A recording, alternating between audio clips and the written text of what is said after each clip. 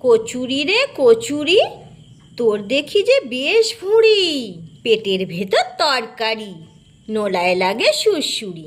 আমি খাস্তা কচুরিটা বানিয়ে নিলাম সম্পূর্ণ নিরামিষ পদ্ধতিতে। আপনারা যে কোনো উপোসের দিনে এইটা বানিয়ে নিতে পারেন।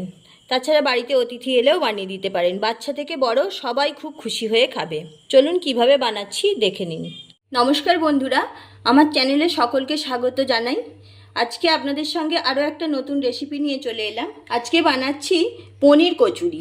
পনির কচুরি বানানোর জন্য আমি এখানে ময়দা নিয়ে নিয়েছি, হাতের মধ্যে নিয়েছি কিছুটা জোয়ান, একটু এইভাবে ঘষে নিয়ে জোয়ানটা দিয়ে দিচ্ছি।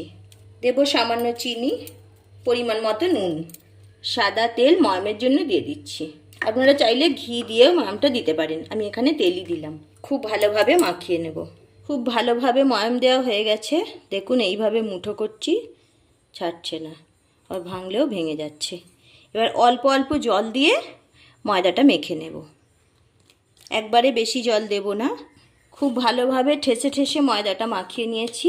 দেখুন একটা ডো তৈরি করেছি, খুব শক্তও না আবার খুব নরমও না। একটু সাদা তেল মাখিয়ে 15 মিনিটের জন্য ঢাকনা দিয়ে রেস্টে রেখে দিচ্ছি। ময়দাটা রেস্ট হতে হতে আমি পনিরের পুরটা রেডি করে নিচ্ছি। আমি 200 গ্রাম পনির নিয়েছি, পনিরটা গ্রেড করে নিচ্ছি, আর একটা আলু সিদ্ধ করে আলুটা ম্যাশ করে নিয়েছি।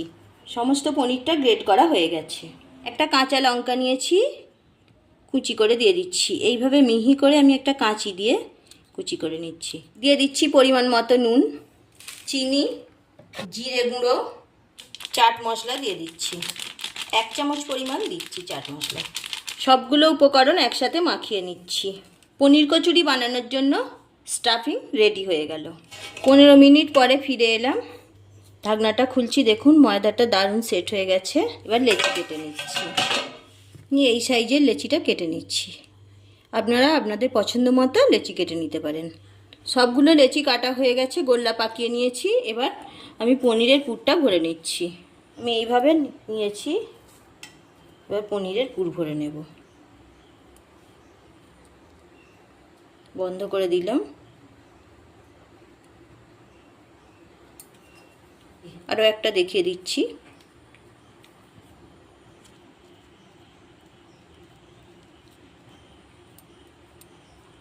খুব সাবধানে মুখটা বন্ধ করতে হবে যাতে পুর বেরিয়ে না যায়।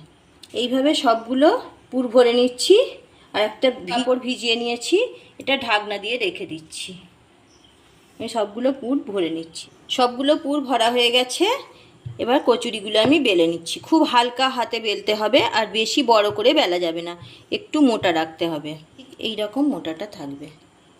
তেল গরম হয়ে গেছে, আমি কচুরিগুলো ভেজে নিচ্ছি। তেলটা খুব বেশি গরম করা যাবে না, একটু হালকা গরম অবস্থাতেই কচুরিগুলো ভাজতে হবে।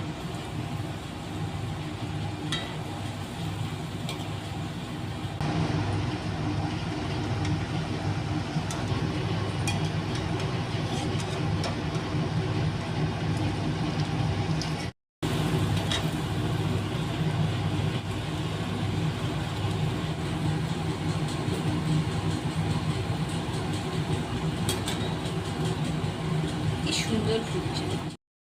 কচুরি ভাজা হয়ে গেছে, আমি সার্ভ করে দিলাম। পনির কচুরি আর সাথে স্টাফ আলুর দম। ভালো লাগলে লাইক শেয়ার করবেন। সম্পূর্ণ ভিডিওটা দেখার জন্য অসংখ্য ধন্যবাদ।